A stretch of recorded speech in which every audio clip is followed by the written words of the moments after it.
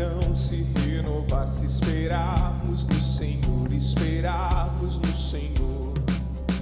Nossas forças irão se renovar se esperarmos no Senhor, esperarmos no Senhor. Ó Deus, Tu és a força que traz a esperança.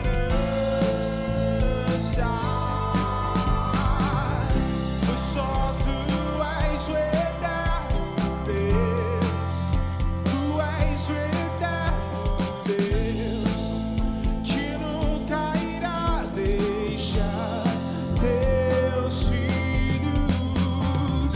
Tu és o nosso defensor, o Deus Consolador, nos ergue quando estamos fracos. Nossas forças irão se renovar se esperarmos no Senhor, esperarmos no Senhor. Nossas forças irão se renovar se esperarmos no Senhor, esperarmos. Ó Deus, Tu és a força que traz a esperança. Pois só Tu és o eterno Deus, Tu és o eterno Deus, que nunca irá deixar Teus filhos. Tu és o nosso defensor, o Deus Consolador, nos ergue quando estamos fracos.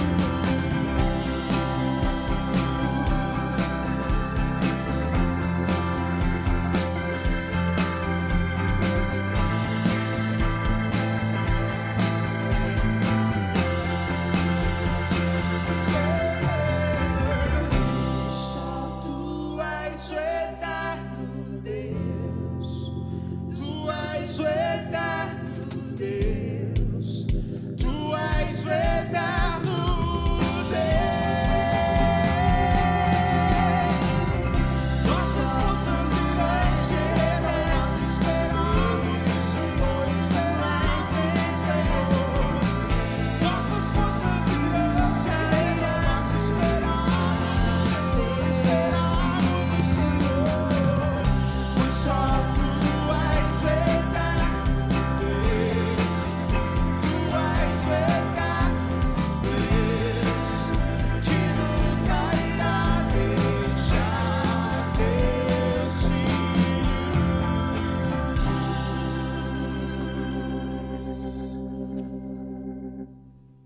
Pensar da Igreja do Senhor Jesus. Vamos agora ler o Salmo 46, versículo 1 ao 7. Deus é o nosso refúgio e a nossa fortaleza, auxílio sempre presente na adversidade. Por isso não temeremos, ainda que a terra trema e os montes afundem no coração do mar, ainda que estrondem as suas águas turbulentas e os montes sejam sacudidos pela sua fúria. Há um rio cujos canais alegram a cidade de Deus, o santo lugar onde habita o Altíssimo. Deus nela está, não será abalada. Deus vem em seu auxílio, desde o romper da manhã. Nações se agitam, reinos se abalam. Ele ergue a voz e a terra se derrete. O Senhor dos Exércitos está conosco, o Deus de Jacó é a nossa torre segura. Amém. Amados, na leitura realizada pela Solange, a palavra de Deus nos revela que o Deus a quem nós servimos e em quem temos fé é a nossa força, é a nossa fortaleza. O próprio Jesus Cristo, quando estava ascendendo aos céus, conversando com os seus discípulos, disse: no mundo tereis aflições. Tende bom ânimo, eu venci o mundo.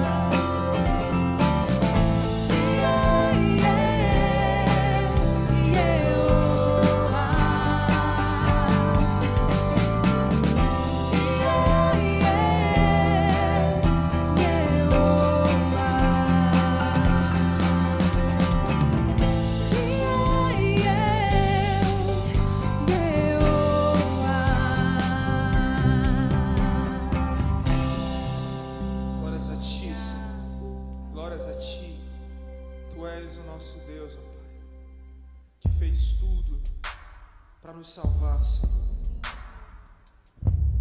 Entregou o teu único filho, ó Deus, em amor a nós.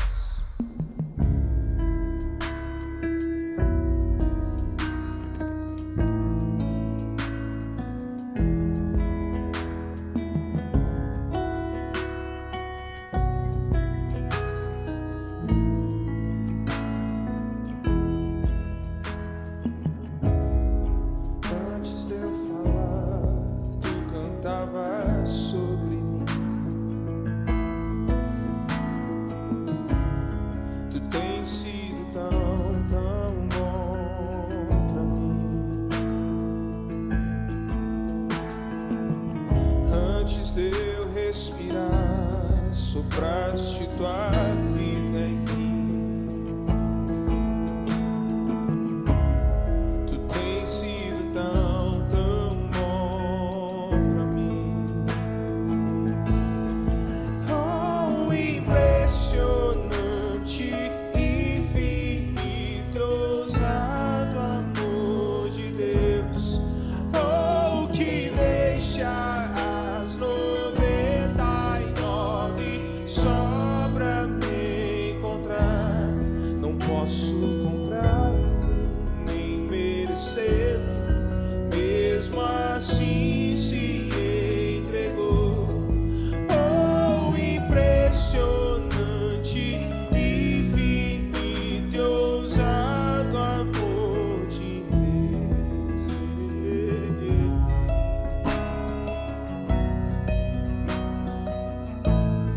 Oh, impressionante, ousado amor.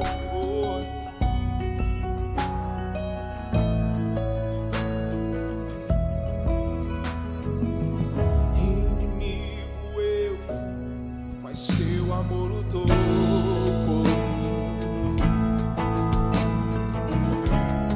Tu tens sido tão, tão bom pra mim. Eu não tinha valor, mas tudo pagou por mim. Tu tens sido tão, tão bom pra mim. Oh, oh, impressionante, infinito, ousado amor de Deus, oh, que deixa as 99 só pra me encontrar. Não posso comprá-lo nem merecê-lo, mesmo assim se entregou.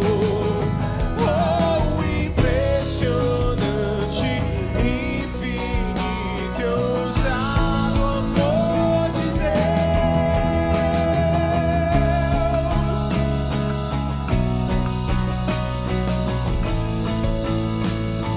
Impressionante, ousado amor de Deus.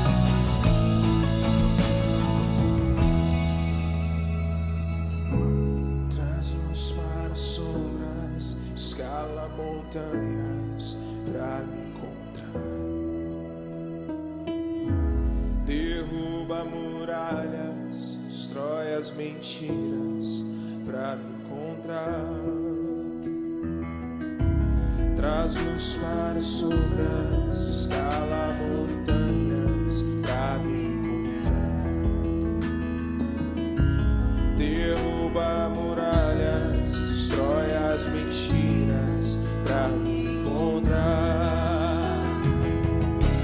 Traz-nos para as sombras, escala montanhas pra me encontrar. Derruba muralhas, destrói as mentiras pra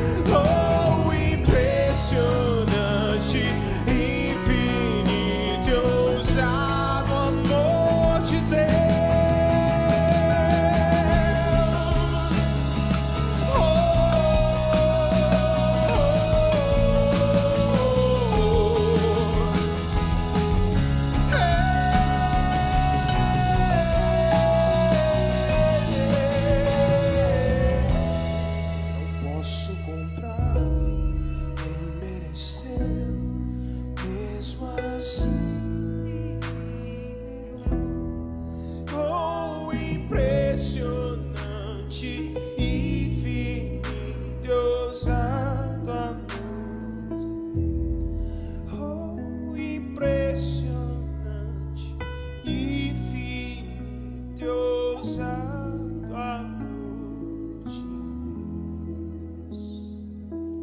Glórias a Ti, Senhor. Muito obrigado pelo Teu amor. Estando ainda nós debaixo do jugo do pecado,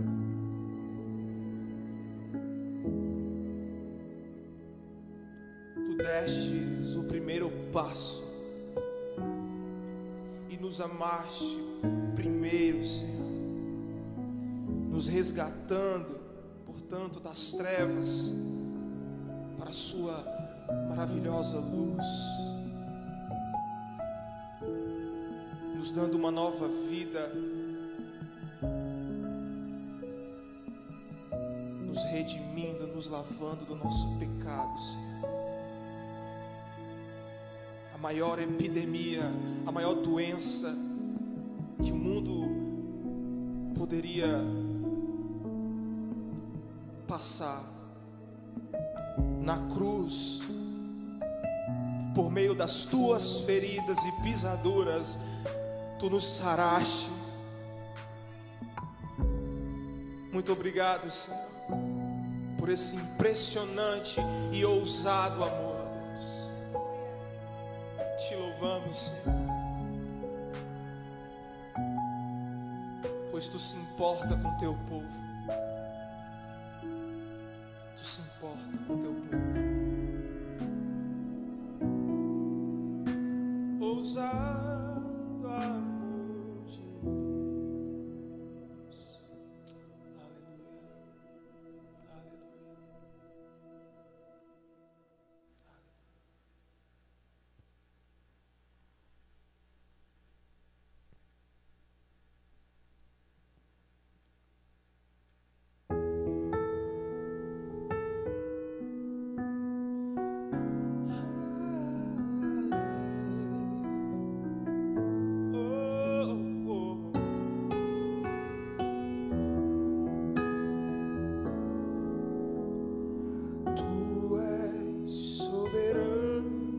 Sobre a terra, sobre os céus, Tu és Senhor absoluto.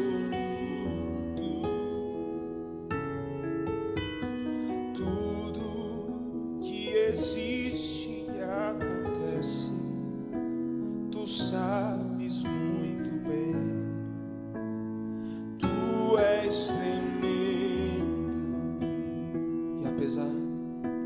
e apesar dessa glória que tens, Tu te importas comigo também. E esse amor tão grande eleva-me, amarra-me a Ti. Tu és tremendo.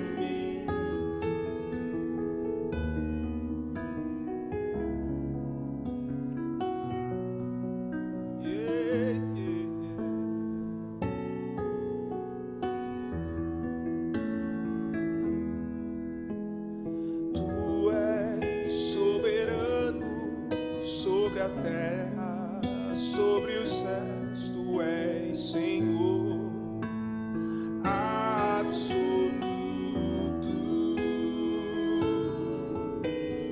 Tudo que existe e acontece, Tu sabes muito bem.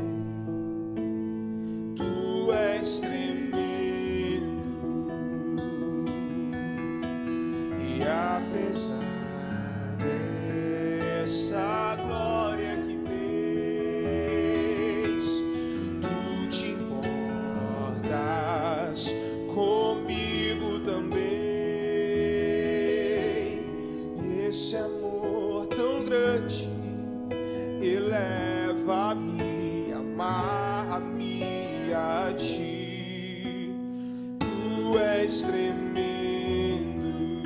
E apesar dessa glória que tens, Tu te importas comigo também.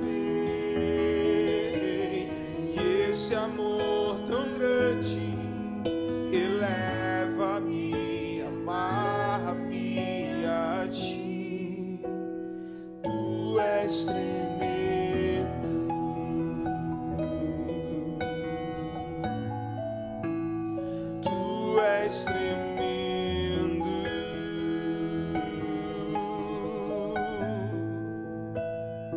Tu és tremendo.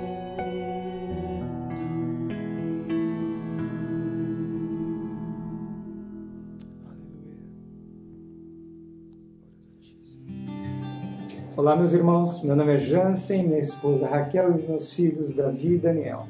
Nós estamos na igreja há quase 6 anos e temos sido muito abençoados através de alguns ministérios que temos participado. A gente agradece muito a Deus por essa comunidade que a gente aprendeu a amar e que é nossa família. E nesses dias muito difíceis, de muita saudade dos irmãos, de muita saudade dos nossos encontros, a gente tem procurado descansar na boa e perfeita vontade de Deus sobre as nossas vidas. E no tempo oportuno, nós vamos nos reunir novamente.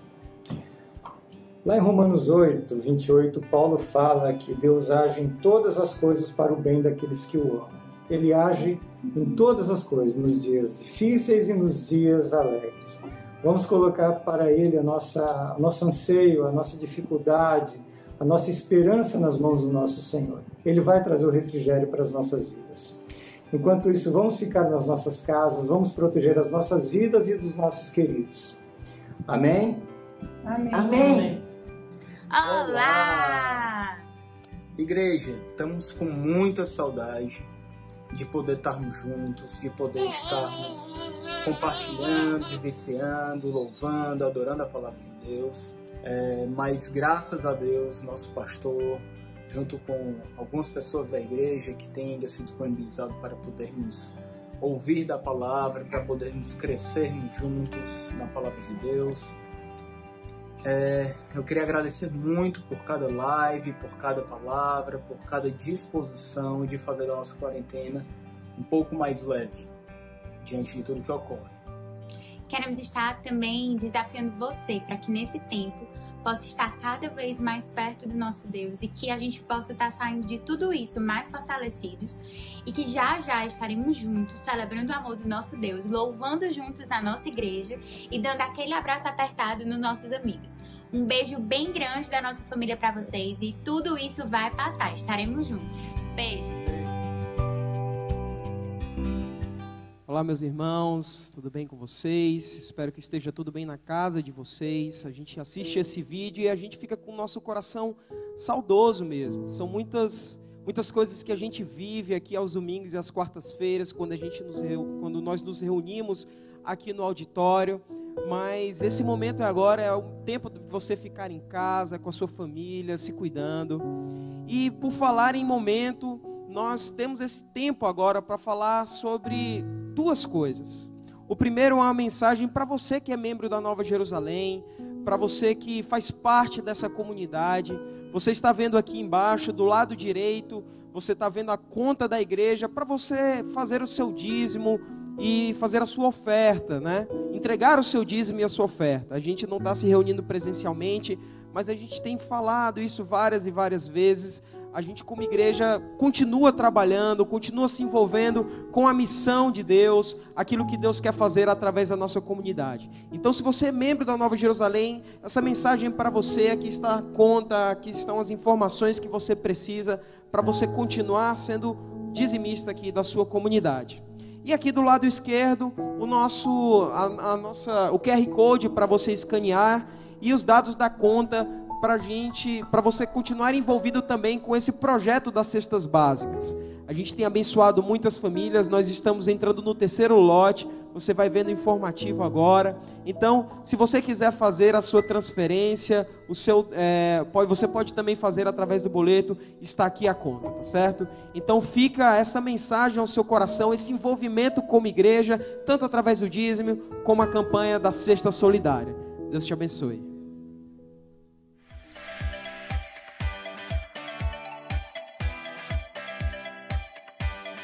Nossa campanha Cesta Solidária já chega ao seu 2º mês com a distribuição de mais de 1.000 cestas básicas, ovos, laticínios e carne de frango. Muitas famílias estão sendo abençoadas nesse momento de escassez. Gente da nossa igreja, comunidades ao redor, famílias da Benji, na capital e no sertão. A nossa missão continua e já vamos agora para o terceiro ciclo de entregas, com a meta de mais 500 cestas. Convidamos você a continuar engajado nessa missão. E a forma de ajudar você já conhece. Cestas entregues diretamente aqui na igreja, transferência bancária com o valor da sua doação ou através de boleto bancário solicitado via WhatsApp, através desse número na tela ou escaneando esse QR Code. Nós contamos com a sua ajuda. Já é amanhã, segunda-feira, às 21 horas, a palestra do pastor Mário e sua esposa Cíntia para bater um papo descontraído sobre casamento, quarentena e investimento na vida a dois. Muita instrução bíblica e vivencial para fortalecer os casamentos e famílias durante esse tempo de quarentena.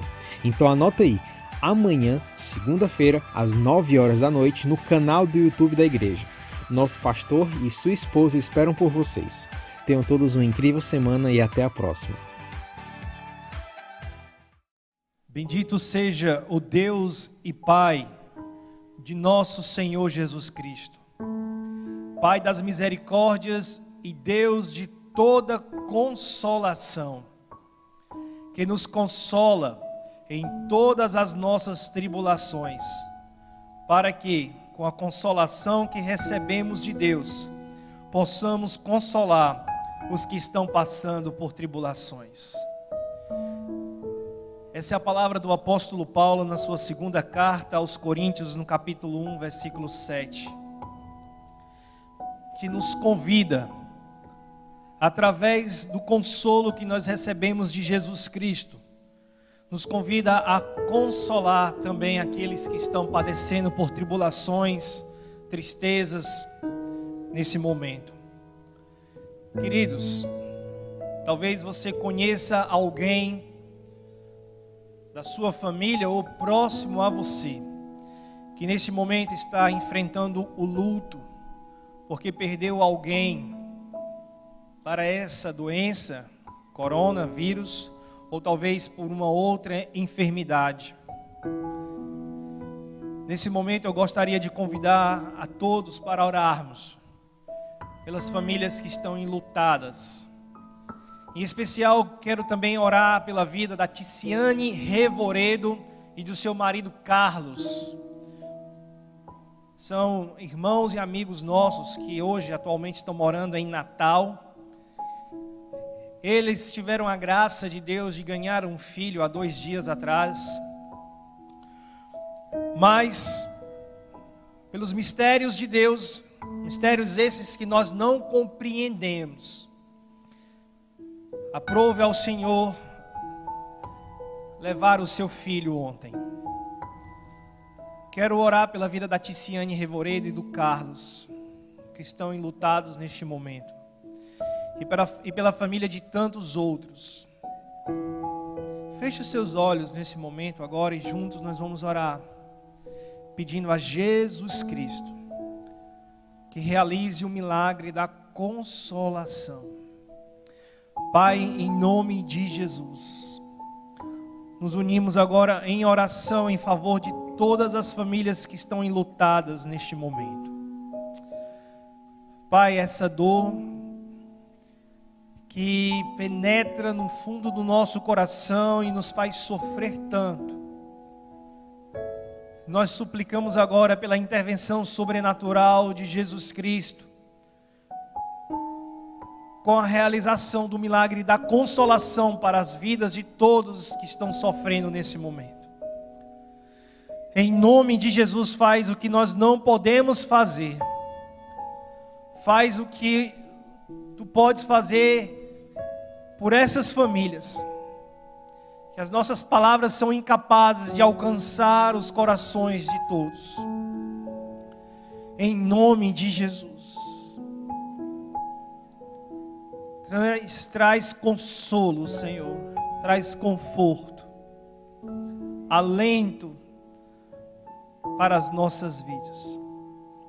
Em nome de Jesus, nós te oramos e cremos no teu milagre, hoje, amanhã e para todo sempre. Amém. Louvado seja o nome do Senhor Jesus. Gostaria de me dirigir a você que está dando a honra de nos assistir, que ainda não é membro da nossa igreja e que por acaso tem sido abençoado pelas palavras, pelos louvores que têm sido transmitidos pelos nossos cultos online. Você está vendo aí no cantinho da sua tela um QR Code. Nós te pedimos que, se você escanear, você vai ser direcionado para uma ficha. Nessa ficha você vai preencher alguns dos seus dados. E por que nós estamos te convidando a fazer isso? Porque nós queremos te conhecer melhor. E se você nos der a honra de preencher essa ficha, você receberá uma mensagem da nossa igreja com algumas informações. Se você aceitar, nós te faremos uma ligação. Te prometemos que não vamos te importunar. É apenas uma forma de nós nos achegarmos mais a você. E que quando os cultos presenciais voltarem, e se você nos der também a honra de vir à nossa igreja, nós queremos te conhecer pessoalmente. Então preencha essa ficha. Você receberá uma ligação de um dos nossos voluntários do Ministério de Integração. E juntos nós estaremos orando pela sua vida, orando pela sua família. Que o Senhor te abençoe, que o Senhor possa continuar te protegendo e te guardando de todo mal. Nós vamos agora louvar ao Senhor com um cântico para preparar os nossos corações para recebermos a palavra que vai ser ministrada no dia de hoje. Que o Senhor te abençoe em nome de Jesus.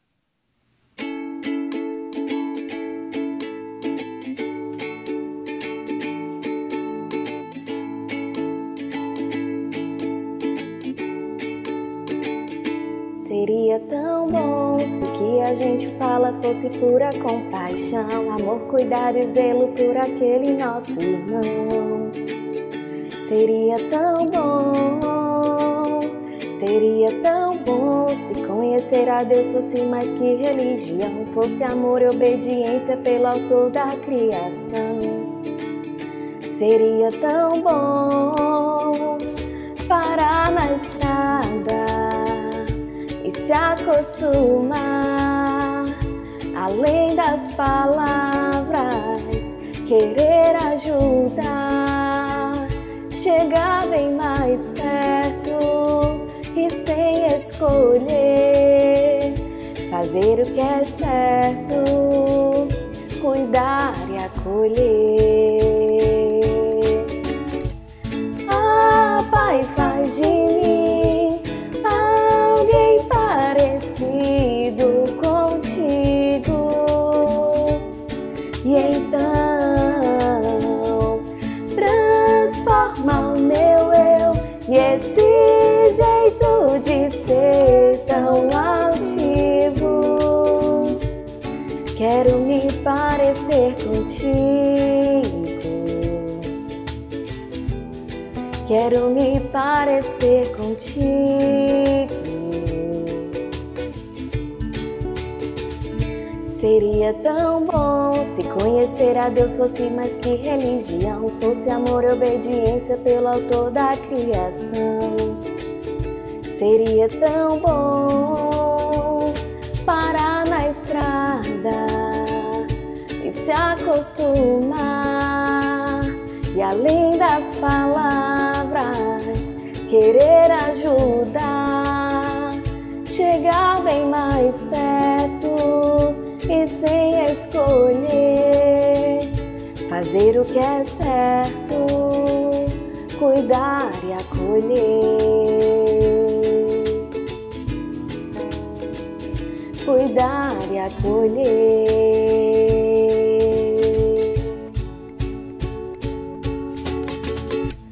Ah, Pai, faz de mim alguém parecido contigo,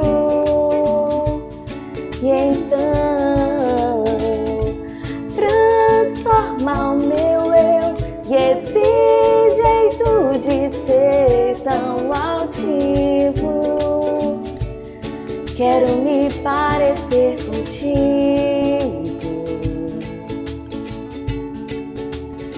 quero me parecer contigo, Senhor. Me ajuda, Pai, seria tão bom.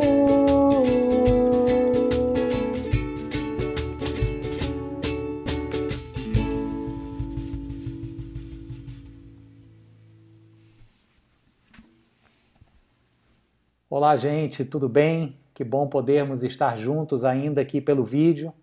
Eu e minha família estamos isolados aqui em casa, o quadro é positivo, estamos covidados, né? Mas graças a Deus, sintomas muito leves, eu já estou no final da doença, já estou nos últimos dias e em nenhum momento tive sintomas fortes, incapacitantes que exigissem internação, graças a Deus. Cíntia também, muito leve os sintomas e os meninos totalmente assintomáticos. Muito cuidado, muito carinho, muitas orações têm chegado a Deus em nosso favor.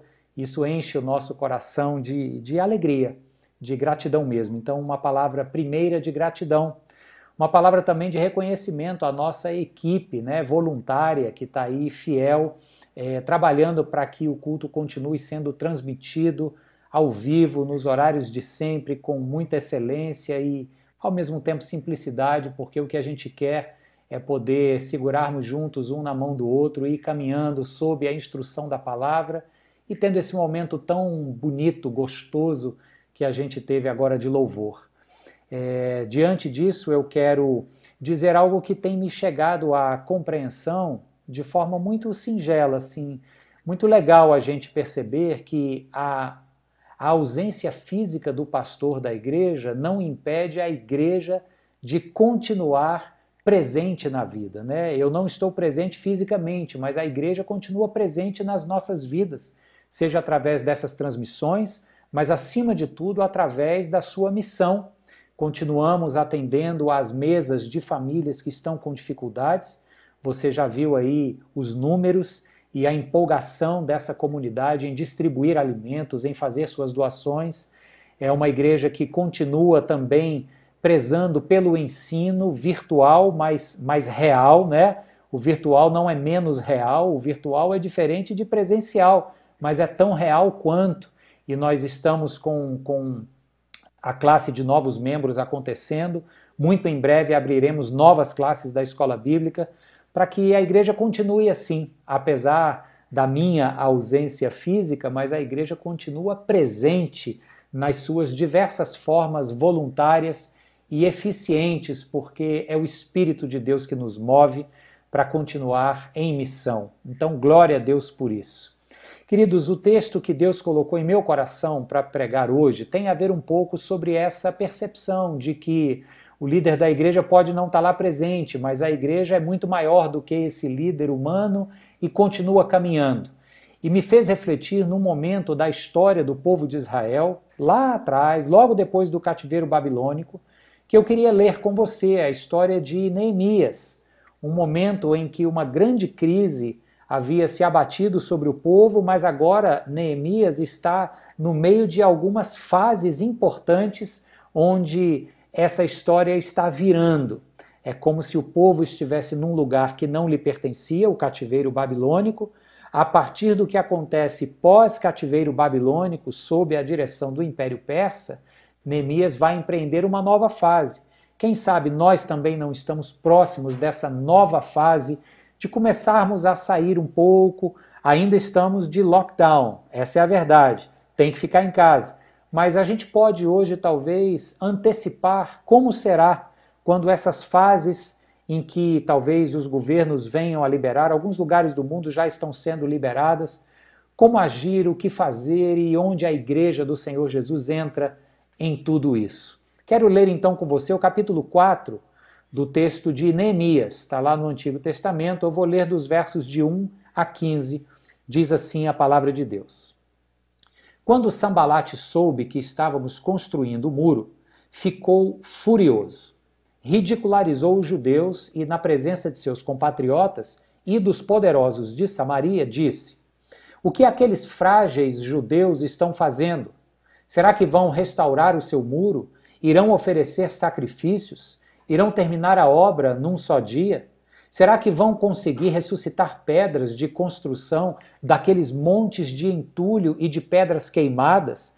Jerusalém ainda estava em ruínas, desde a destruição da Babilônia, quando eles foram todos levados para o cativeiro babilônico e o templo de Jerusalém, conta-nos a história, foi completamente queimado e destruído. Então, essa ridicularização do Sanbalat e de outros da região da Samaria estavam fazendo esse questionamento. Será que eles vão ressuscitar uma construção de dentro daquele monte de entulho? E aí continua, verso 3. Tobias, da região de Amon, um amonita, que estava ao seu lado, completou: pois que construam. Basta que uma raposa suba lá para que este muro de pedras desabe. Aí, ouve-nos, ó Deus. O Neemias começa então a orar. Ouve-nos, ó Deus, pois estamos sendo desprezados. Faze cair sobre eles a zombaria, e sejam eles levados prisioneiros como despojo para outra terra. Não perdoes os seus pecados, nem apagues as suas maldades, pois provocaram a tua ira diante dos construtores. Nesse meio tempo, fomos reconstruindo o muro, até que em toda a sua extensão chegamos à metade de sua altura, pois o povo estava totalmente dedicado ao trabalho. Quando, porém, Sanbalat, Tobias, os árabes, os amonitas e os homens de Asdod souberam que os reparos dos muros de Jerusalém tinham avançado e que as brechas estavam sendo fechadas, ficaram furiosos. Todos juntos planejaram atacar Jerusalém e causar confusão. Mas nós oramos ao nosso Deus e colocamos guardas de dia e de noite para proteger-nos deles. Enquanto isso, o povo de Judá começou a dizer: os trabalhadores já não têm mais forças e ainda há muito entulho. Por nós mesmos não conseguiremos reconstruir o muro. E os nossos inimigos diziam: antes que descubram qualquer coisa ou nos vejam, estaremos bem ali no meio deles, vamos matá-los e acabar com o trabalho deles. Os judeus que moravam perto deles 10 vezes nos preveniram: para onde quer que vocês se virarem, saibam que seremos atacados de todos os lados. Verso 13. Por isso, posicionei alguns do povo atrás dos pontos mais baixos do muro, nos lugares abertos, divididos por famílias, armados de espadas, lanças e arcos. Fiz uma rápida inspeção e imediatamente disse aos nobres, aos oficiais e ao restante do povo: não tenham medo deles. Lembrem-se de que o Senhor é grande e temível. O Neemias fez essa mesma declaração: o Senhor é grande e temível, lá no primeiro capítulo do livro, quando ele soube da notícia que Jerusalém estava devastada. Ele ora a esse Deus que ele diz ser grande e temível. Agora ele lembra o povo aqui, ó. Lembrem-se que o Senhor é grande e temível e lutem por seus irmãos, por seus filhos e por suas filhas, por suas mulheres e por suas casas. Quando os nossos inimigos descobriram que sabíamos de tudo o que Deus tinha frustrado a sua trama, todos nós voltamos para o muro, cada um para o seu trabalho. Vamos orar? O texto termina aqui no verso 15. Eu queria que você orasse comigo agora em nome de Jesus.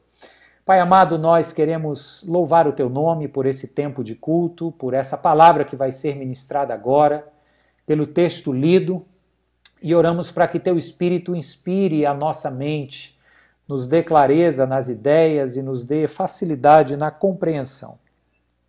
Mas acima de tudo, Senhor, que o teu Espírito aplique esta verdade às nossas vidas e que no meio desta pandemia, Senhor, consigamos enxergar a esperança e a força que vem do alto. Nós oramos assim, Deus, e pedimos em nome de Jesus. Amém e amém. O momento de Neemias versus o momento da igreja brasileira. Essa comparação é a minha proposta para hoje. O momento de Neemias está, como eu disse para vocês, num ponto de virada muito importante na história de Israel. Neemias faz parte da terceira fase de um projeto de Deus na vida do povo de Israel, de retorno do cativeiro babilônico, de volta para Jerusalém, para reconstruir a vida em Jerusalém. Antes de Neemias e Esdras, no começo do capítulo 1, lá do livro de Esdras, nós somos apresentados essa primeira figura chamada Zorobabel. Ele vai a Jerusalém para começar os esforços de reconstrução do templo. é a restauração do culto, da identidade dos judeus, identidade muito enfraquecida, se não perdida por toda aquela geração que passou 70 anos cativa no Império Babilônico. Agora, diante do rei Ciro, da Pérsia, Zorobabel é autorizado a voltar para Jerusalém e começar o empreendimento de reconstruir o templo. Logo depois dele, a segunda fase é Esdras, esse homem que a Bíblia diz era um escriba, conhecedor da lei, e ele resgata esta lei e volta a ensinar a palavra de Deus para o povo. Imagine você que muitos que estão retornando para Jerusalém sequer conheciam a Cidade Santa, sequer lembravam-se do hebraico, idioma no qual a lei de Moisés está escrito. Então o Esdras tem esse trabalho também de recomeçar o ensino da lei para aqueles que estão voltando verdinhos do cativeiro. Alguns já conheciam e precisam ser relembrados. Diga-se de passagem, inclusive, os mais antigos que ouviam a leitura da lei choravam. Aquilo causava uma profunda consternação. A palavra de Deus está de volta no nosso meio. Emocionalmente falando, isso era muito importante. Eu, guardadas as proporções, é como a gente vê às vezes a turma dizendo: quando eu puder sair na rua, vou dar aquele abraço nos meus amigos. Vai ser de fato um clima de muita emoção, de muita ternura, de muito calor humano, porque é o que nós estamos precisando. Mas a terceira fase deste projeto de Deus de retornar o povo a Jerusalém acontece através das mãos deste homem aqui. O Neemias era um alto oficial, já de um outro rei, o tempo está andando aqui, e agora o rei da Pérsia se chamava Artaxerxes. Era assim com Neemias, libera Neemias para voltar e reconstruir os muros da cidade de seus antepassados. Vai com cartas do rei, vai com autorização para receber madeira e proventos, né, para esta construção. E chegando lá, desperta a ira daqueles para quem era muito conveniente que Jerusalém continuasse em ruínas. Samaritanos, amonitas, os árabes, pessoas que sempre haviam sido uma pedra no sapato de Israel. Estão vendo Jerusalém se reerguer agora, já foi o templo, já foi a identidade da lei. Agora os muros, reconstruir muros, significa viabilizar a vida em torno daqueles muros. Quer dizer, dentro daqueles muros, né? O muro vai em torno da cidade protegida, que torna viável que a vida volte a acontecer ali. Enquanto os muros estão vulneráveis em ruínas, está todo mundo à mercê de ataques bárbaros, né? Que vêm de fora para dentro, obviamente. Então a gente vê que existiam desafios, existiam forças externas, a oposição externa do Sambalate, do Tobias, dos amonitas, dos árabes, mas havia também oposição interna. Tinha gente que olhava e dizia: isso não vai dar certo. Então, o ponto aqui desta comparação do momento de Israel sob esta liderança importantíssima de Neemias e o momento da igreja brasileira nesse tempo de pandemia, ele se constrói em paralelo porque nós estamos também em fases. Lembra que no início teve aquela fase da negação, é uma gripezinha, não vai dar em nada, já já vai estar de volta. Aí a gente foi para aquela fase de dizer o seguinte: olha, a coisa é um pouco mais séria do que a gente imaginava, vamos ficar em casa mesmo. Estamos numa fase agora onde a gravidade e a seriedade estão imensas. Está todo mundo lockdown, o termo é exatamente esse, trancafiados para não continuar a curva de contágio e não levar ainda mais caos ao sistema de saúde. Então a coisa continua séria, mas a gente sabe, e já pode até antever, que também virão outras fases de reconstrução da vida fora muros das nossas quarentenas. Então, pensando nessa realidade de Neemias e pensando na realidade da igreja, deixa eu olhar com você um pouquinho aqui para o texto. Eu quero, mais uma vez, olhar com você para o texto que a gente está vendo, o texto aqui de Neemias 4, perceber algumas fases bem nítidas, para você ver como dá para a gente fazer comparações claras e depois entrar no papel da igreja, na responsabilidade minha e sua. Presta atenção como as nossas vidas se encaixam nessa realidade aqui. Primeiro, diz lá no capítulo 3, eu comecei a ler o 4, mas no capítulo 3 diz que quem começa a obra de reconstrução dos muros são os sacerdotes, sob a liderança do sumo sacerdote. Os oficiais começam a administrar o problema. Qual que era o problema? Jerusalém em ruínas?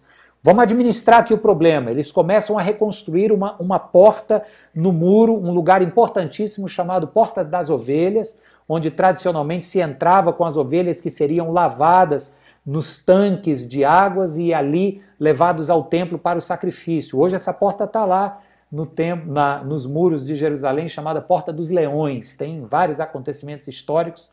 Mas o sumo sacerdote da época, que estava lá em Jerusalém, e os seus auxiliares, os sacerdotes, eles começam esse trabalho. E sabe o que eu pensei? Eu pensei o seguinte, que no início dessa história toda, quando a gente chegou a de fato nos dar conta de que não poderíamos ter reuniões presenciais, quem que começou a fazer o trabalho para que a obra não parasse? Fomos nós, foi a liderança da igreja. O pastor está lá todo domingo, pregando toda quarta-feira, o seu corpo de líder está administrando a igreja de maneira muito boa para que essa igreja continue fazendo a obra. Os oficiais começam a trabalhar. Está lá no início do capítulo 3. Aí, no capítulo 4, quando a gente começa a ler, mostra então que veio uma oposição, uma ridicularização cheia de dúvidas e menosprezos, do verso 1 ao 3. Eu falei que havia inimigos externos e externos, aqui são os inimigos externos. Sabe, o inimigo externo é aquela voz silenciosa, porém muito real, e que vem carregada de medo e afronta de um vírus que te ameaça perder alguém querido na sua família, de um vírus que ameaça a ser uma realidade dentro da sua própria casa. Essa afronta que vem com menosprezo pela vida é um pouco dessa ameaça que a pandemia traz para todos nós. Vamos ser sinceros, quem não está com medo de pegar esse negócio? Eu estou dizendo para vocês que os meus sintomas estão leves, eu já estou entrando no 12º dia, a partir do 15º, 16º, diz que a carga viral baixa, quase zero, depois é o período de convalescência, estou aqui quarentenado, tomei todos os remédios que tinha que tomar, mas gente, aqui e acolá chega de noite e diz assim, será que eu vou piorar?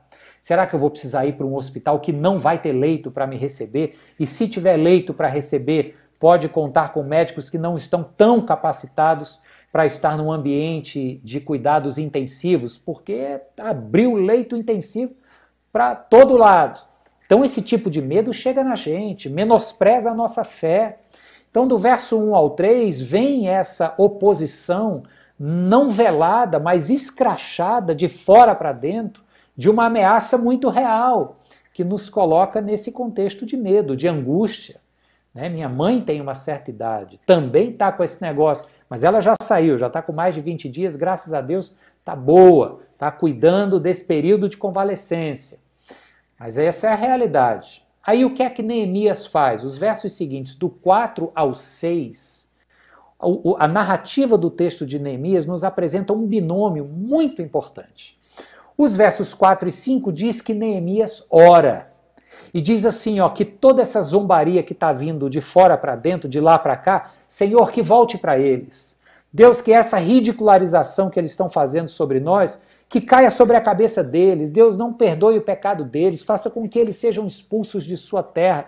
Neemias sabia bem o que era ser expulso de sua própria terra. Ele estava vindo de um tempo onde os seus antepassados haviam sido expulsos de sua própria terra. Então Neemias ora, dizendo, Deus, olha para nós. Deus, os nossos ouvidos estão sangrando de tantas palavras de afronta, deboche e menosprezo. Nós somos teu povo, Deus. Ouve a nossa oração e devolve lá para eles todo esse deboche e menosprezo. Só que eu disse que era um binômio, né? E o binômio, você sabe, ele é composto de duas partes. Primeira parte é a oração de Neemias. Mas a segunda parte está no verso 6, quando Neemias diz que colocou todo o povo para trabalhar. E sabe o que aconteceu? O povo se empenhou de tal maneira, a construção chegou na metade da altura do muro. Gente, para quem conhece, mesmo naquela época, a cidade antiga de Jerusalém ser menor do que ela é hoje, o muro cresceu, as suas fronteiras, mas mesmo assim, uma construção de muro não era só uma camadinha de tijolo, não. Era uma coisa maciça, era um negócio para impedir que grandes combates e afrontas pudessem transpô-lo. Então diz que na extensão do muro o trabalho chegou até a metade e o verso 6 destaca, porque o povo estava totalmente dedicado ao trabalho. Então, diante desta oposição, os versos de 4 a 6 nos mostram Neemias apresentando uma dobradinha muito interessante para a gente lidar com as oposições, com as dificuldades que se afrontam, que se apresentam como afronta de fora para dentro em nossas vidas. Ele orou, mas ele agiu. Ele voltou o seu coração para Deus e disse, Senhor, olha para nós, porque o negócio está sério. Mas depois ele chegou para o povo e disse, Deus está olhando para nós, vamos arregaçar as mangas e vamos cair para dentro. E aí nos versos seguintes, do 7 ao 9, o mesmo binômio acontece. Do 7 ao 8, primeiro a oposição se intensifica. Diz lá no verso 7 o seguinte, que quando esses inimigos souberam que, a despeito das palavras de afronta deles, o povo estava motivado, dedicado, confiando em Deus, chegando à metade da extensão do muro, a oposição se intensifica nos versos de 7 a 8. Diz que eles ficaram furiosos, todos se juntaram para planejar um ataque a Jerusalém e causar muita confusão. Só que diante desta oposição intensificada, aí o verso 9 traz este binômio novamente, oração e ação. Diz o seguinte, no verso 9, nós oramos ao nosso Deus, quando soubemos desta oposição intensificada, o verso 9 diz, oramos ao nosso Deus e colocamos guardas de dia e de noite para nos proteger deles. Percebe? O que é que nós estamos falando aqui? Inimigos que vêm de fora para dentro. A pandemia foi algo completamente alheio à nossa capacidade de previsão ou ingerência de controle. Veio de um lugar que ninguém esperava, no momento que ninguém esperava, todo mundo deu um pouco de descrédito no início, mas ela chegou. E diante dessa afronta à vida, a pandemia pelo Covid-19 é uma afronta à vida, os níveis de mortalidade do nosso país, infelizmente, estão crescentes, isso é uma afronta à vida. Diante disso, o que é que nós já aprendemos aqui nessas fases do texto de Neemias? Oração e ação. Colocamos nossos joelhos no chão e voltamos nosso coração para o alto, dizendo, Senhor, tem misericórdia de nós. Mas também olhamos para o lado e agimos.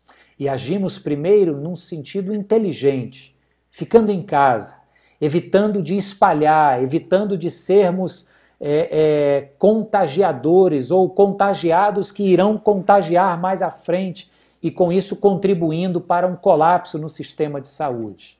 Então a gente age de maneira inteligente, a gente age de maneira solidária, a gente doa, a gente liga atrás de saber quem está precisando, a gente age de maneira compassiva, a gente coloca o nosso coração com compaixão junto ao sofrimento daquela família que perdeu um ente querido. Então a gente ora, mas a gente age. Agora, pessoal, eu não sei você, mas eu achei que isso ia durar umas 2, 3 semanas e a gente já vai para 2 meses. E nós ainda temos previsão de postergar mais, quer dizer, de ter que empurrar mais tempo de isolamento. E a grande verdade é que ninguém sabe quando isso vai começar a afrouxar para a gente voltar ao convívio. E por que eu estou te dizendo isso? Não é para desanimá-lo, pelo contrário. Mas é para trazer um parênteses de realidade muito grande. É que quando a tribulação e a crise, ela se prolonga, ela é continuada, a gente entra numa crise de fé. A gente entra numa crise real, quando essa oposição e esse medo e essa ansiedade não duram as 3 semanas que a gente achava que ia durar, mas já estão se estendendo por mais tempo, isso coloca a gente dentro de uma crise. E foi o que aconteceu com o povo lá. Lembra aqui, Neemias começa o trabalho com os sacerdotes, a coisa vai avançando, a primeira oposição vem, ele junta o povo, chama mais gente, começa a trabalhar, o povo está animado. Aí os opositores veem aquela empolgação, metade do muro construído, se opõem com mais veemência. Aí Neemias repete, ora e conclama o povo mais uma vez, bota uma colher de pedreiro numa mão e uma espada em outra. Só que o tempo vai passando e essa oposição não para. O texto nos diz que os próprios judeus que moravam em Jerusalém, que não foram para a Babilônia, que ficaram lá, eles próprios desencorajavam. Percebe? É aquela oposição de fora e de dentro, é o povo que está dentro, é a gente aqui dentro dizendo o seguinte: rapaz, esse negócio está difícil demais. Eu estou achando que isso não vai dar certo, não. Então, nessa oposição de fora e de dentro, a gente entra em crise. E se você ver o verso 10, nos mostra exatamente a crise do povo. Deixa eu ler aqui para você. Enquanto isso o quê? Oposição, oração, ação. Ação que empreende avanço, mais oposição que chama oração e outra ação. Nesse vai e vem, o povo diz aqui, enquanto isso, o povo de Judá começou a dizer. Olha o que esse povo vai dizer agora. Depois de ter orado, depois de ter avançado, o povo diz: os trabalhadores já não têm mais forças e ainda há muito entulho. Por nós mesmos não conseguiremos reconstruir o muro. Gente, a coisa estava caminhando bem, de certa forma. Tinha oposição, é verdade, mas o texto diz, versos anteriores, que o povo estava encorajado. Só que assim é nas nossas vidas, quando as lutas são insistentes e continuadas. A gente pega aquela força no início, a gente se motiva no início, mas, queridos, somos de carne e osso, somos seres humanos. Me chegou a notícia essa semana que um pastor muito conhecido, com um ministério bastante frutífero nos Estados Unidos, tirou a própria vida. Me chegou a notícia ontem que um pastor de Goiânia, muito bom pregador da palavra, um homem jovem, 30 e poucos anos, morreu, possivelmente pelo Covid-19. Convivo com vários pastores em grupos de WhatsApp, em redes de relacionamento e vejo em muitos desânimo, desorientação, para onde é que nós vamos, o que, que a gente vai fazer. Sabe, somos de carne e osso, a gente fraqueja, a gente desanima. E no meio dessas lutas insistentes e continuadas que nos colocam dentro dessa crise, olha o que o povo disse aqui, ó. Não temos mais forças, a gente começa a duvidar da nossa própria capacidade, tem muito entulho. Pessoal, aqui é uma questão de olhar. Ele podia olhar para o lado e ver que o muro já estava além da metade, mas ele quis olhar para o outro lado e reparou que o entulho estava grande. De fato, se o entulho numa obra não for recolhido, o entulho atrapalha a obra. Mas eles podiam olhar para a obra e dizer, cara, vamos embora, o negócio está crescendo, está difícil, tem muito entulho, vamos separar um contingente aqui para limpar o entulho, mas a coisa está indo bem. Só que diante da crise, a gente foca nas coisas ruins, é ou não é, gente? A gente se auto-acredita, a gente foca nas coisas ruins e a gente acha que não vai conseguir. É exatamente o que o verso 10 nos diz. E aí os versos 11 e 12 é a tal da história que os próprios judeus dizem: vamos ser atacados de todos os lados. 10 vezes eles repetiam. Isso é uma forma do texto trazer esse exagero de linguagem, né? 10 vezes vocês vão cair porque eles vão atacar. O problema é real, a gente está vendo isso, a pandemia é real, fruto deste alastramento de um vírus altamente contagioso, que em alguns casos complica e leva à morte, em tantos outros não, trazem uma sintomatologia leve, graças a Deus é o meu caso, e a pessoa prospera e vinga para a cura, para a vida. Mas é um problema real, porque ele também está trazendo a reboque de si uma série de outros problemas. É o comércio que está fechado, são empresas que estão com imensas e reais dificuldades, são pessoas que estão com trabalhos ameaçados, contratos de trabalho suspenso. Sabe, a realidade não é opaca, ela é muito clara. E a realidade nos diz que os dias em que vivemos hoje são dias difíceis. Mas no meio dessa crise, que legitimamente, justificadamente, faz com que os nossos olhos saiam da esperança, do número de curas e foque no número de óbitos, sabe como é que é? Do muro que está crescendo para focar no tanto de entulho acumulado. No meio dessa crise, o Neemias propõe, nos versos 13 e 14, o Neemias propõe uma estratégia de trabalho. Olha que lindo, ele diz assim: as famílias estão trabalhando aqui agora. E ele coloca agora as famílias numerosas, repare, não são mais apenas os sacerdotes. A nobreza de Israel, muitos que haviam ficado em Jerusalém, outros que haviam voltado. Não, ele está colocando agora as famílias. E diz o texto que são as famílias colocadas em pontos baixos do muro. Sabe para que isso? Para que quem estivesse fazendo oposição do lado de lá visse o seguinte: eles estão todos empenhados. A comunidade inteira está de mãos dadas. Não é mais o trabalho de 2, 3 líderes, não é mais o trabalho do conselho da igreja, não é mais o trabalho só da junta diaconal. A comunidade deu as mãos. E Neemias coloca eles estrategicamente posicionados em pontos baixos do muro para que o mundo do lado de fora possa olhar e dizer: o povo ali está motivado, o povo ali está junto. E logo em seguida, no verso 14, o Neemias então faz um grande encorajamento. Ele encoraja o povo. Vale a pena eu ler para você. No verso 14, ele diz assim, ó: fiz uma rápida inspeção e imediatamente disse aos nobres e aos oficiais restantes do povo: não tenham medo deles. Lembrem-se de que o Senhor é grande e temível e lutem por seus irmãos, por seus filhos e suas filhas, por suas mulheres e por suas casas. O que ele está dizendo aqui? Ó? Ele está falando o seguinte: agora a coisa é com a gente, agora está todo mundo junto, está todo mundo debaixo dessa mesma tempestade. E dadas as mãos, vamos lutar uns pelos outros.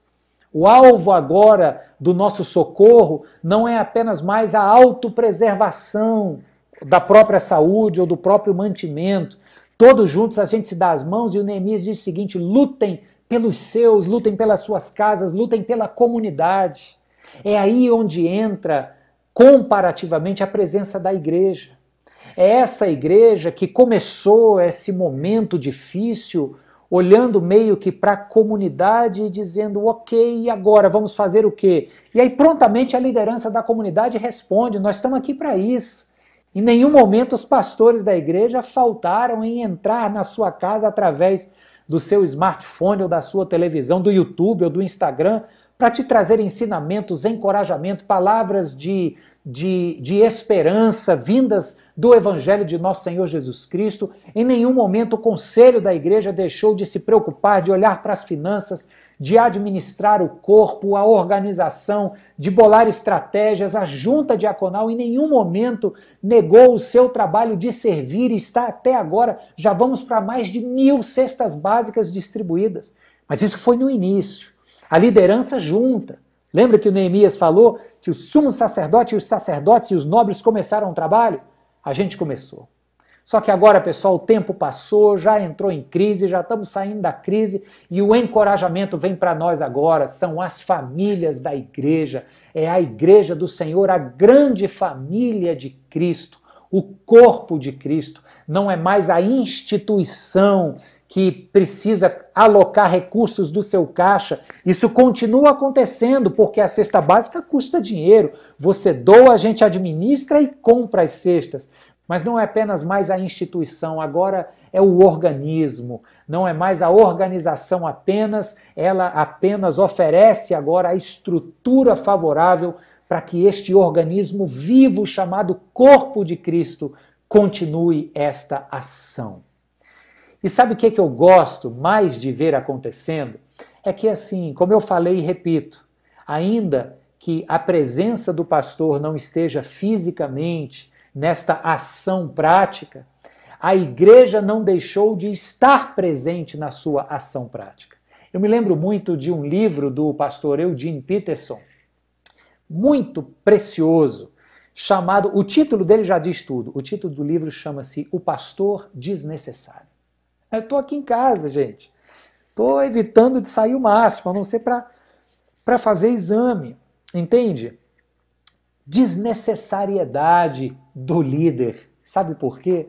Porque todos nós somos líderes. Desnecessariedade do sacerdote, sabe por quê? Porque todos somos lavados e comprados pelo sangue do Cordeiro e todos nós, portanto, agora somos sacerdotes do Deus vivo. E aí é onde a igreja de Cristo bota a mão juntas no arado e diz assim, nosso pastor está orando por nós, nosso pastor está com a mão no arado, mas de outra forma, nosso pastor está em casa, mas nós estamos aqui agora e vamos ajudar do jeito que a gente pode. Colher de pedreiro numa mão, espada na outra e o coração cheio de adoração e de oração ao Deus em quem a gente crê, ao Deus que está diante de nós nessa luta, ao Deus que nos ajudará a concluir a construção desse muro e a continuar nessas fases de volta à vida. Amém, queridos? Você crê nisso? Diz amém aí. Essa é a igreja do Senhor que está empenhada neste mesmo projeto de dar manutenção à vida. Se a oposição colocou em ameaça a vida, nós, como igreja, estamos empenhados em garantir manutenção à vida, seja através da distribuição de cestas básicas, seja através da oração, da compaixão, da solidariedade, seja através da internet, ou seja presencialmente, quando presencialmente pudermos estar. Mas a igreja está junta, está de volta sendo protagonista das soluções para esse problema todo. E eu termino lendo para vocês alguns textos que afirmam essa postura de que não mais os nobres, não mais o clero, mas agora toda a comunidade está cheia do Espírito, empoderada por Deus para agir. O primeiro texto está aqui na carta de Tiago. Tiago, capítulo 5, verso 16. São 3 textos que eu quero ler. Um de Tiago e 2 de Paulo. Guarda isso no seu coração, porque o meu desejo é que você se encha dessa responsabilidade, dessa capacitação que Deus está te dando. Então, Tiago, capítulo 5, no verso 16, diz assim: portanto, confessem os seus pecados uns aos outros e orem uns pelos outros para que vocês sejam sarados ou curados. A oração de um justo é poderosa e eficaz. Não é só a oração do pastor. Muitas vezes nem é a oração do pastor. A oração poderosa e eficaz é aquela de um coração que busca a justiça de Deus, que foi feito justo pela justiça de Deus em Cristo Jesus. Sabe quem? Eu e você. O pastor é desnecessário porque o rebanho inteiro, tendo sido feito justo por Deus, ora e quando ora encontra cura. É chamado para abrir o coração. Confessem os vossos pecados uns aos outros. Abre o seu coração, conversem, sejam vulneráveis. Não vistam máscaras além da do coronavírus, mas tirem as máscaras da falsidade. Vivam relacionamentos íntegros, falando a verdade de seus corações uns para os outros, porque aí existe cura. Percebe? Não está nem contando com o sacerdote, com o nobre. É um irmão para um irmão. É a igreja protagonizando cura em tempos de morte, vida em tempos de ameaça à vida.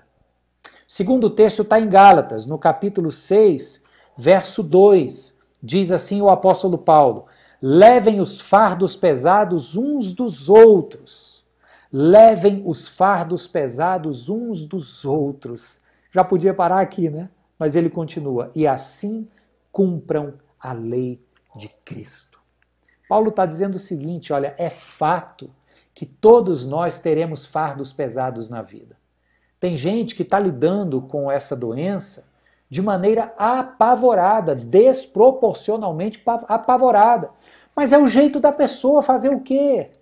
Tem outras que lidam mais de boa, que vão tocando um dia de cada vez. Então, se você tem condição de tomar sobre seus ombros o fardo que está pesando na vida do outro, pega o telefone e liga, bate um papo e diz: olha, deixa eu orar com você, deixa eu te tranquilizar, deixa eu passar um pouco para você da leveza que Deus tem posto em meu coração, me dá um pouquinho desse peso de medo e ansiedade que está sobre os seus, e aí coloca sobre seus ombros, entende? Paulo está dizendo: a gente cumpre a lei de Cristo. Certa vez perguntaram para Cristo: qual é o resumo da lei? Amar a Deus e amar o próximo. Sabe como é que você ama o próximo? Tomando sobre os seus ombros o peso que está sobre os ombros dele. Ah, pastor, já tenho problema demais, eu lá quero o problema dos outros sobre minha vida. Sabe quem leva a gente a pensar assim, gente? É a nossa cultura egoísta, maculada pelo pecado, que centra o indivíduo em si mesmo e faz com que ele olhe e queira perceber apenas suas próprias questões. Mas o projeto do reino de Deus não tem a ver com você se preocupar só consigo. A Bíblia diz que mais bem-aventurado é aquele que dá do que aquele que recebe. E dar pressupõe abrir mão de algo para que o outro tenha a plenitude. Você abre mão um pouco da tua paz, recebe os problemas do outro, ele vai ter mais plenitude e eu te garanto que você também. Amém? O terceiro e último texto está em Romanos, capítulo 15, verso 14. E diz assim o apóstolo Paulo, escrevendo aos cristãos de Roma, no capítulo 15, verso 14. Meus irmãos, eu mesmo estou convencido de que vocês estão cheios de bondade e plenamente instruídos, olha agora, sendo capazes de aconselhar-se uns aos outros. Paulo está olhando para aqueles cristãos e está dizendo: vocês têm plena condição de serem uma bênção na vida uns dos outros através de aconselhamento mútuo. Então, volta lá para Tiago. A gente ora uns pelos outros, a gente confessa os pecados uns pelos outros, em outras palavras, a gente se abre, a gente abre o coração, a gente tira as máscaras uns para os outros, você entendeu no sentido? E ali existe cura. O que era morte vira vida. Aí Paulo começa escrevendo agora aos Gálatas dizendo: carreguem os fardos uns dos outros. E termina escrevendo aos Romanos dizendo: aconselhem-se uns aos outros. O que é que está repetindo aqui? Uns aos outros. É você para o seu irmão e é o seu irmão para você. Onde é que tem aqui nobre, pastor, presbítero, diácono? Em canto nenhum. Nessa hora agora, todos somos ovelhas. O conselho da igreja vira ovelha, o pastor da igreja vira ovelha. E olha como esse pastor aqui tem se sentido amado, como esta ovelha aqui tem se sentido pastoreada por outros irmãos e irmãs que têm exercido um cuidado pastoral sobre a minha vida e sobre a vida da minha família. Tá vendo? A beleza do Evangelho de Jesus Cristo é essa, queridos. Nós somos chamados não para ficar esperando que outros de mais posição eclesiástica façam por nós.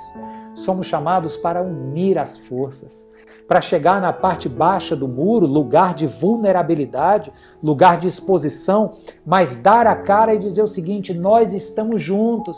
Pode vir que aqui tem uma força chamada Espírito Santo de Deus. Neemias foi este homem usado para continuar nas fases de restauração do povo de Deus no período pós-exílio babilônico. A igreja do Senhor Jesus está sendo chamada hoje para protagonizar estas fases que estão voltando a proclamar vida. Este ambiente de coronavírus que está proclamando morte, que caia por terra em nome de Jesus, porque a igreja do Deus vivo está junta, uns pelos outros e todos juntos pelo mundo, em nome do Senhor e em favor dele, para o bem do mundo ao nosso redor. Não desanime, ore por alguém que você sabe que está precisando, carregue sobre seus ombros o fardo de alguém cujos ombros estão pesados, aconselhem-se uns aos outros, mas façam isso sabendo que o Espírito Santo os encheu, nos encheu, para sermos esta igreja que se abençoa, que constrói esse muro, no sentido do texto, pelo amor de Deus, mas que avança. Construir o muro é nesse sentido, é tornar a vida viável. Que haja vida na sua vida, muita vida nos seus dias. Que Deus te abençoe, que Deus te fortaleça. Mais uma vez, obrigado pelas suas orações, mas agora nós vamos orar juntos. Eu vou convidar o pastor Gabriel a reassumir aqui a palavra. O Ministério de Louvor vai reassumir seus postos. Não saia ainda, você já ouviu a palavra, mas agora é tempo de ministração. Deixa Deus continuar falando com você e vamos orar. Vamos clamar a este Deus, vamos agradecê-lo e vamos louvá-lo. Amém? Que Deus te abençoe e até muito em breve. Tchau, tchau.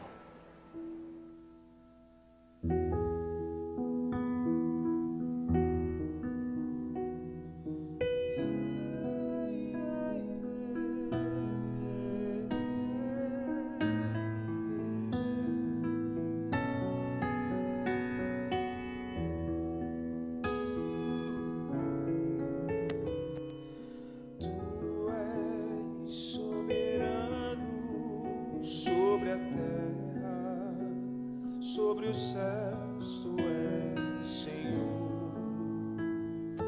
absoluto.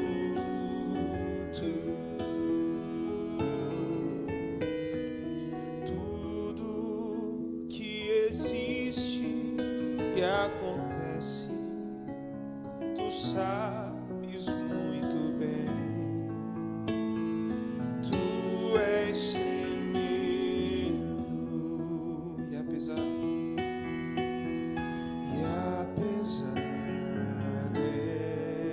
dessa glória que tens, tu te importas comigo também. E esse amor tão grande eleva-me, amar-me a ti. Tu és tremendo.